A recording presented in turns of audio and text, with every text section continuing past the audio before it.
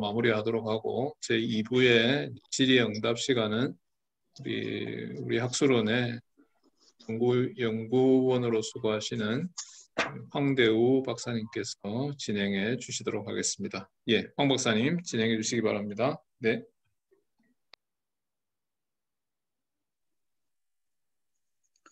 네, 반갑습니다. 제가 지금 핸드폰으로 하다 보니까 이게 지금 중간에 전화가 온다든지 문자가 오면 이렇게 끊기더라고요. 그래서 저는 가능하면 말을 짧게 하겠습니다. 자, 질문하시기 바랍니다.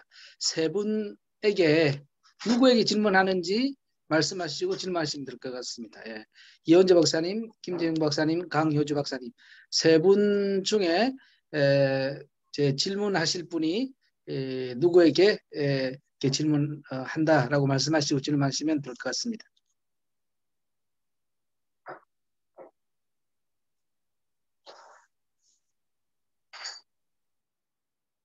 질문이 없으면 마치는 걸 할까요?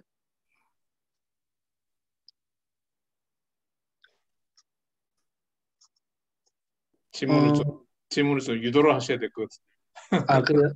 예. 자, 질문을 하자면 많을 것 같은데, 저 혼자 해도 질문이 상당히 많을 것 같긴 한데,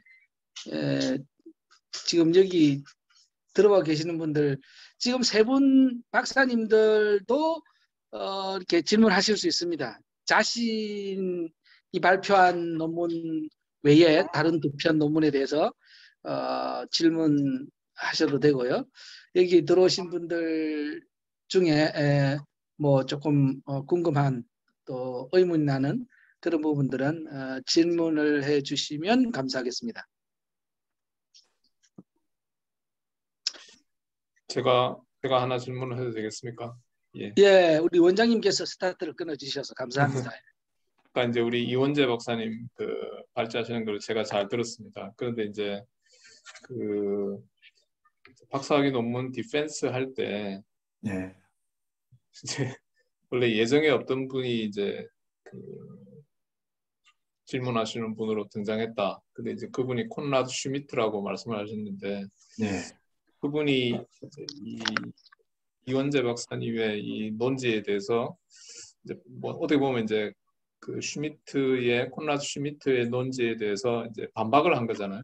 네. 이제 그 반박을 한 것에 대해서 그 반박을 잘 수용을 하셨다. 이제 제가 수용이라는 단어가 좀 그렇긴 한데, 그러면 이제 어떤 방식으로 이제 이원재 박사님의 논지에 대해서 비판을 하셨는지 이제 그건 말씀을 하지 않으셨는데 어떤 비판이 있었는지 좀 간략하게 말씀을 해주시면은 이제 좀 참고가 되고 도움이 될 것 같습니다. 예.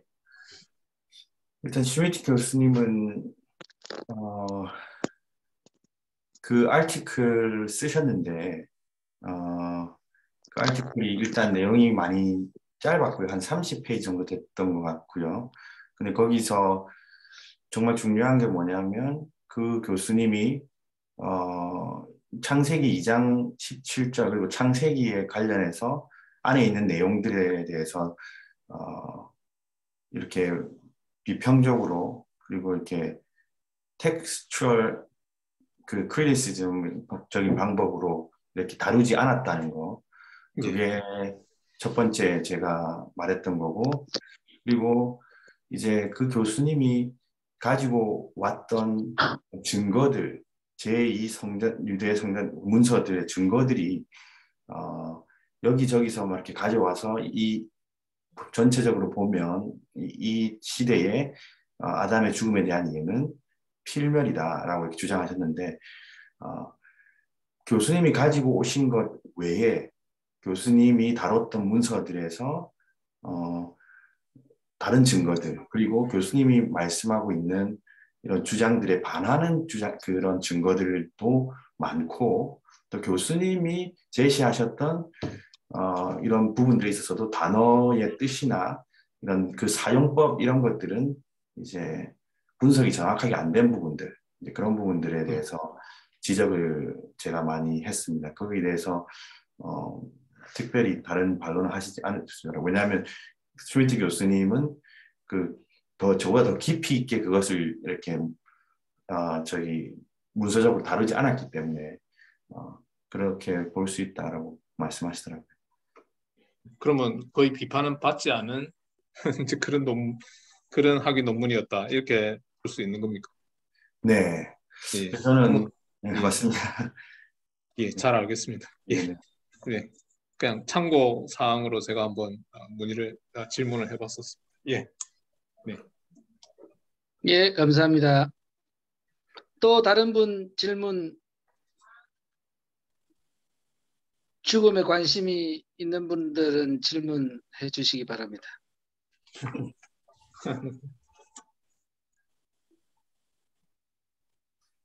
그 이원재 박사님, 다른 분들 고민하실 동안에 저도 한번 살짝 물어보고 싶은데, 이 박사님 그 수용사 쓰시면서 개인적인 어떤 그 죽음에 대한 개인적인 해석도 하신 겁니까? 그냥 수용사만 쭉 이렇게 나열하신 건가요? 어, 개인적인 견해를 저의 개인적인 견해라고 이렇게 적극적으로 표현은 안 했지만 이제 7장에 바울이 제시하고 있는 그 죽음에 대한 해석은 어, 거의 100페이지에 가깝게 충분히 다뤘다고 생각을 하고요.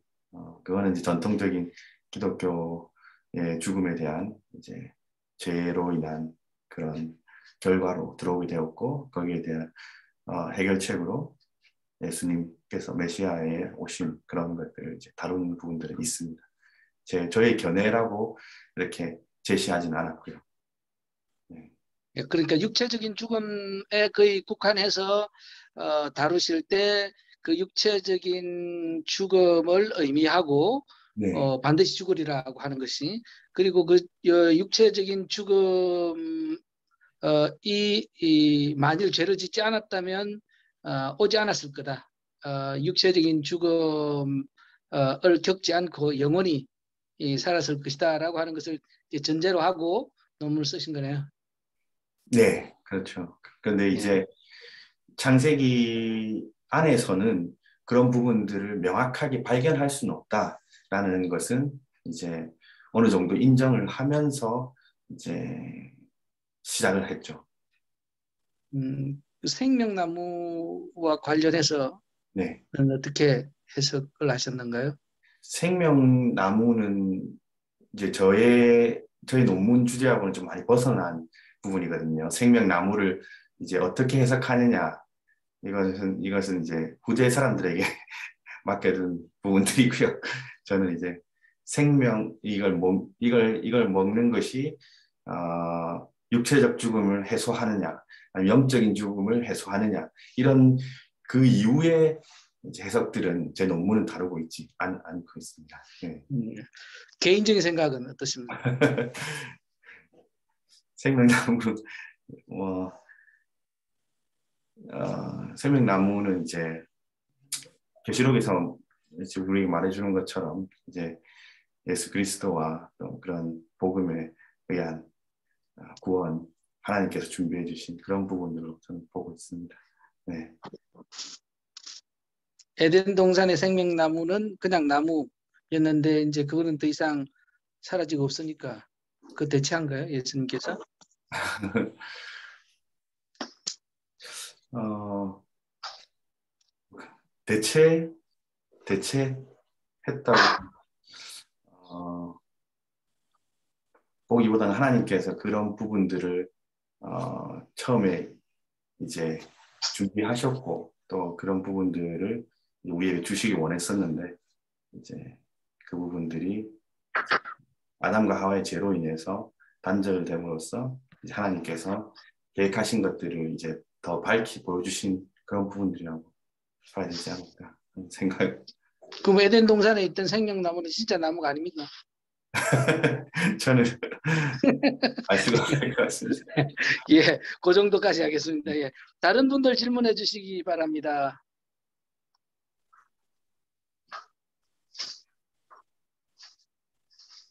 아무도 없으시네.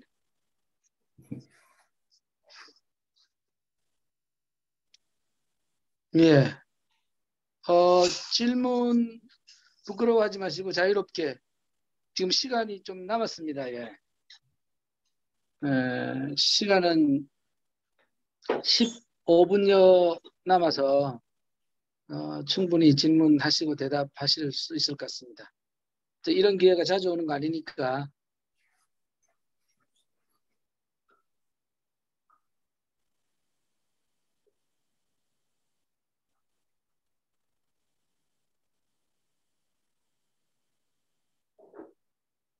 황원화 목사님, 기도하신 황 목사님.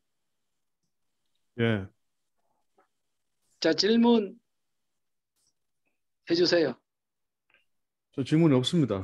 오늘 아주 만족스러운 강의. 아니, 딴 데 갔다 오신 건 발표해가지고. 아니고. 예? 딴 데 갔다 오신 건 아니고. 저의 충성심과 일관성을 이렇게 의심하십니까?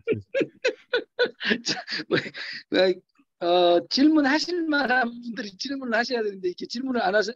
세 분이 오늘 뭐 너무 완벽한 논문을 발표하셨든지 안 그러면 세 분의 논문을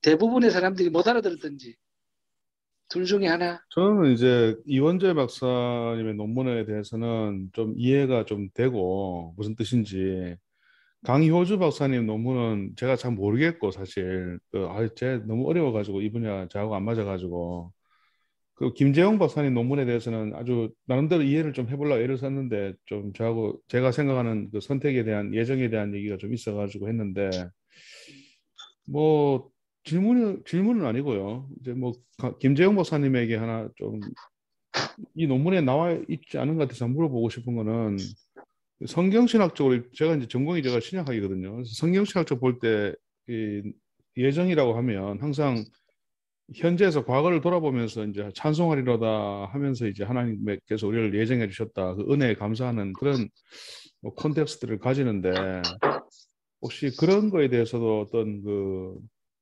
뭐 좀 이렇게 그 박사 논문이나 아니면은 다른 논문에서 그런 것들을 언급하신 적이 있는지 좀 묻고 싶네요.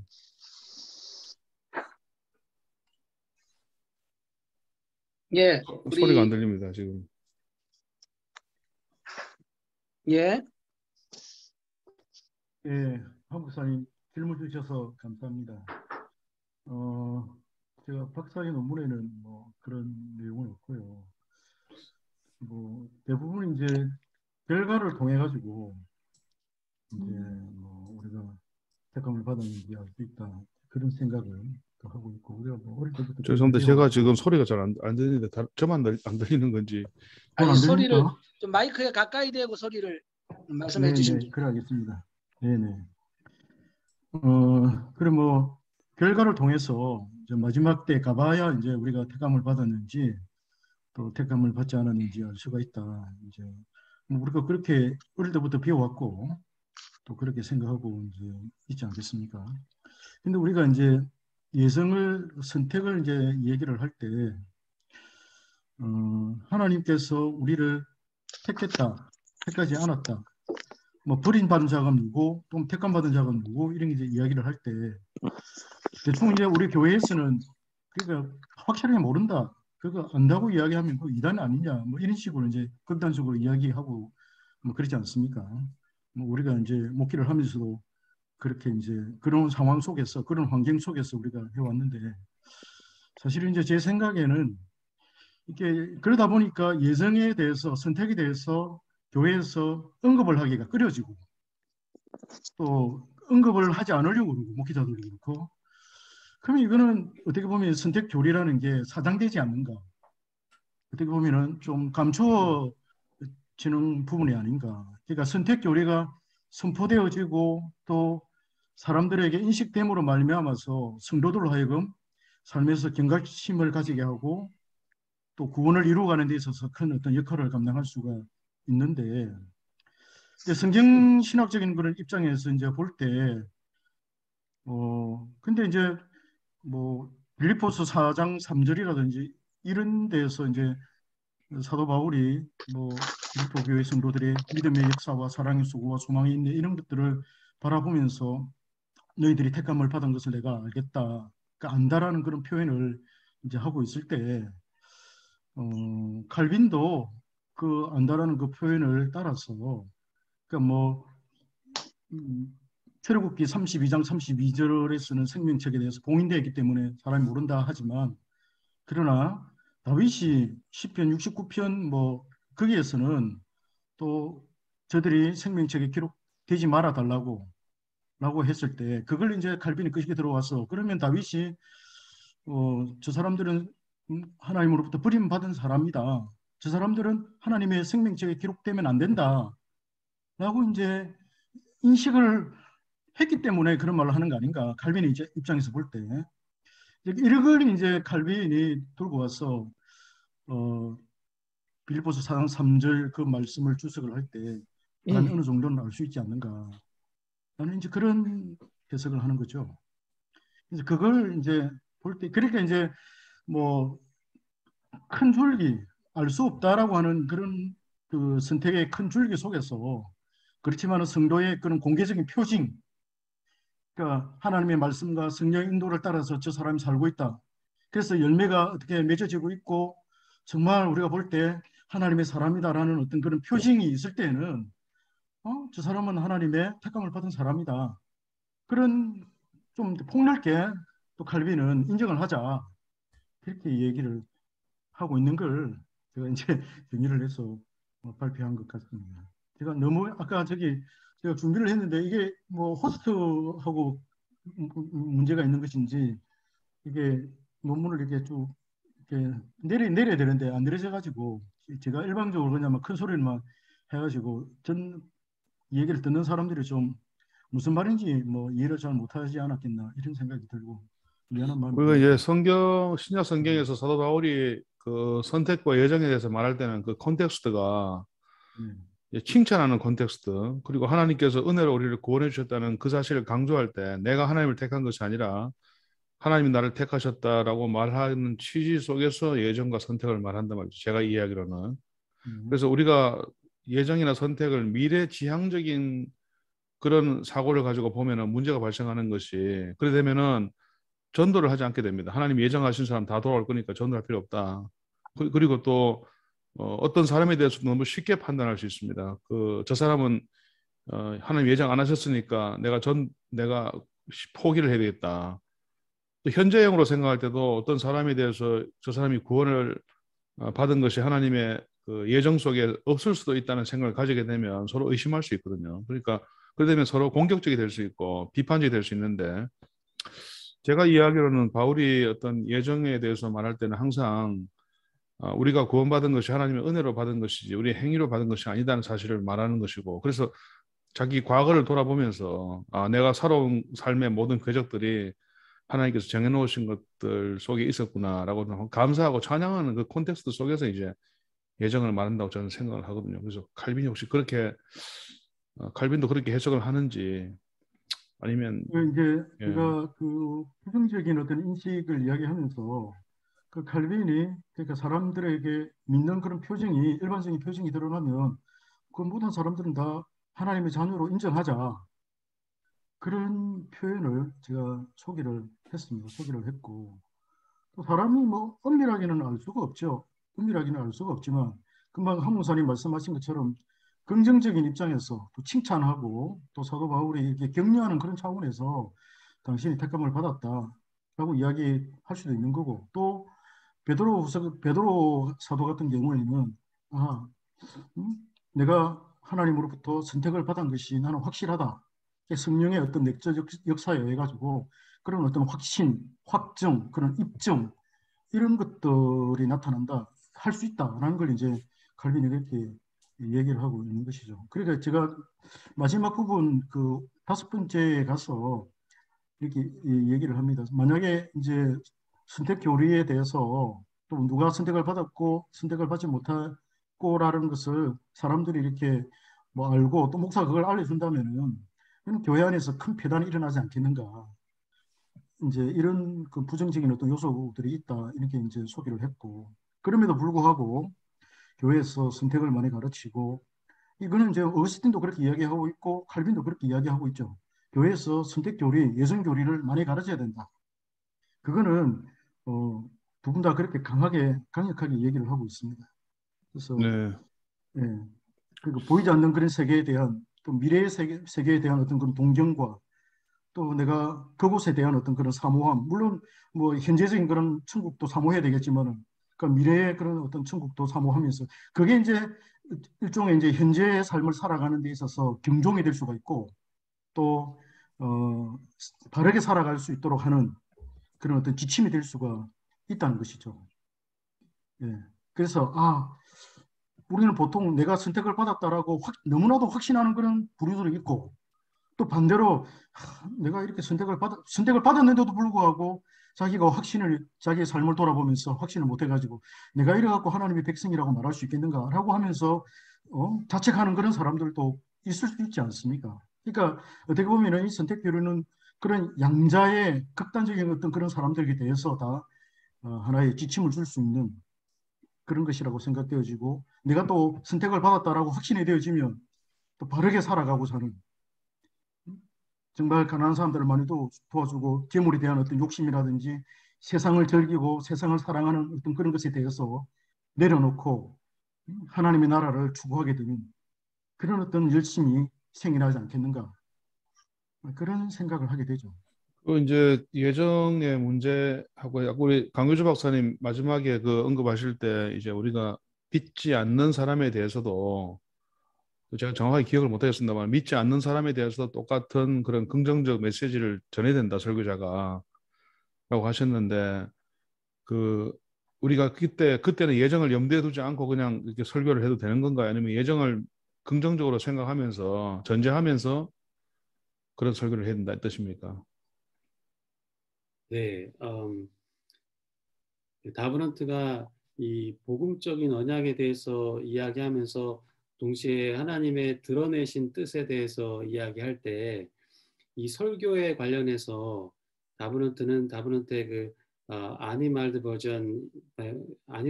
베르시오네라는 그 저서에서 어,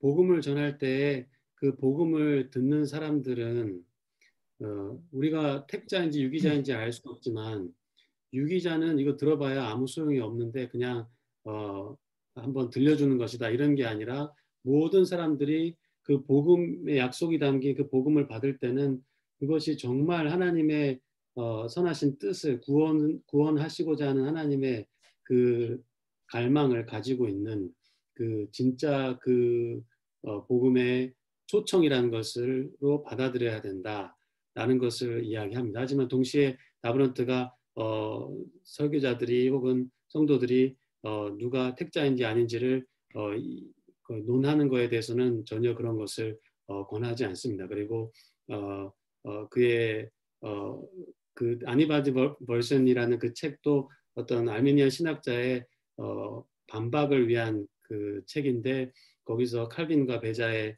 입장을 계속해서 방어하고 또 이야기하면서 택자와 유기자의 언급을 하는 것을 일반 그 목회 현장에서는 권하지 않고 있는 것이 다브런트의 입장입니다. 예, 다브런트- 감사합니다. 네, 시간이 다 예. 됐습니다. 코멘트 그 30초 정도만 여유를 주세요. 국회에서도 원래 보충 질의하는데. 제가 하나만 우리 강 박사님께 여쭤보겠습니다. 그 잔 캐메론의 언약론까지 이렇게 비교해가지고 데브넌트하고 막 이렇게 말씀해주신 것은 굉장히 고무적인데 그 잔 캐메론이 그 삼중적 언약으로 뭐 자연 언약, 옛 언약, 언약 언약을 이야기했다라고 하고 그다음에 데브넌트는 이중적으로 자연 언약, 언약 언약만 이야기했다라고 했는데. 네. 그러면은 이제 캐메론의 옛 언약은 뭐 이 자연 언약하고 분명히 다른 것 같은데 어떤 방식으로 자연 언약과 옛 언약이 차이가 나는 겁니까? 근데 그 부분은 좀 설명 안 하시고 그냥 이렇게 넘어가신 것 같아서 좀 네, 간단하게 그 설명해 주시면 좋을 것 같습니다. 네. 자연 언약은 그 타락 전에 하나님이 맺으신 언약, 그리고 옛 언약은 타락 후에 하나님이 맺으신 언약이라고 그렇게 언급을 하면서 예. 자연 언약과 옛 언약의 차이를 이야기할 때 카메론이 루이 카펠에게 쓴 편지에서 말했던 것처럼 하나님께서 모든 사람들을 회개로 부르실 때 자연 언약에 따르면 본성에 새겨진 율법으로, 그리고 어떤 사람들에게는 기록된 율법, 즉 옛 언약에 따라서 기록된 율법으로, 또 어떤 이들에게는 복음적인 언약에 따라서 복음의 선포로 부르신다라고 이야기했는데요. 이거는 제가 그 논문에서 이 언약에 대한 부분과 프리초이스, 그 자유 선택에 관한 부분을 연결시켰는데 카메론은 특별히 자유 선택에 관한 부분에 있어서 좀 독특한 입장을 가지고 있어서 이것이 하나님께서 성령을 통해서 한 사람을 중생 효과적인 부르심으로 부르실 때에 그것이 도덕적인 어떤 측면을 향한 부르심이다라는 식의 어떤 그런 성령의 그 조명이 그 사람의 지성에는 영향을 미치는데 그것이 그 사람의 의지에도 강권적으로 영향을 미친다는 그런 어떤 도르트 신경관, 라이덴 신학자들의 그런 입장과는 약간 다르게 이성이 먼저 설득이 되고 이성이 의지로 연결이 돼서 의지에는 자유가 있는 것처럼 그렇게 서술을 해 나갔기 때문에 좀 논란이 있었던 부분이 있습니다. 그래서 이 자연 언약과 이 옛 언약의 부분에 있어서도 어떤 그런 자신의 자유 의지에 대한 입장을 더 설득력을 부여하기 위한 그런 근거로 또 그렇게 생각하지 않았나 하는 생각을 했습니다. 옛 언약이 감사합니다. 옛 언약이 있다는 말은 새 언약도 있다는 말인데 그러면 새 언약을 은혜 언약으로 본 겁니까? 네. 새 언약을 은혜 언약으로 보고 옛 네. 언약을 예, 모세 알겠습니다. 언약을 옛 언약으로 표현한 것 같습니다. 네. 모세 언약을 옛 언약으로. 예, 잘 네. 알겠습니다. 예, 감사합니다. 네. 예, 감사합니다. 지금 시간이 4분 지났기 때문에 양해를 구하고요. 마지막으로 우리 서복음 목사님 간단하게 기도 해주시면 감사하겠습니다. 서 목사님 기도 하시고 마칠까요? 예, 마치도록 하겠습니다. 네. 서 목사님 기도. 서 목사님.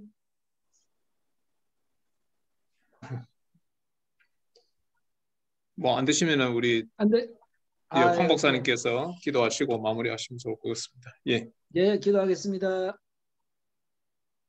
하나님 감사합니다. 오늘 세분 박사님을 통해서 참 평소에 생각은 하고 있었지만 좀 더 구체적인 또 학문적인 그런 내용을 잘 설명 들을 수 있게 해주셔서 감사합니다. 또 서로의 생각을 나눌 수 있는 이런 시간도 주셔서 감사합니다. 앞으로 이런 신진학자 포럼을 통해서 더욱더 개혁신학을 한국교회에 잘 뿌리내리게 할 수 있도록 은혜를 베풀어 주시옵소서. 오늘 수고하신 세 분 박사님에게도 함께해 주시기를 원하옵고 감사를 드리며 예수님의 이름으로 기도드립니다. 아멘. 아멘. 수고하셨습니다. 네, 수고하셨습니다. 네, 감사합니다. 감사합니다.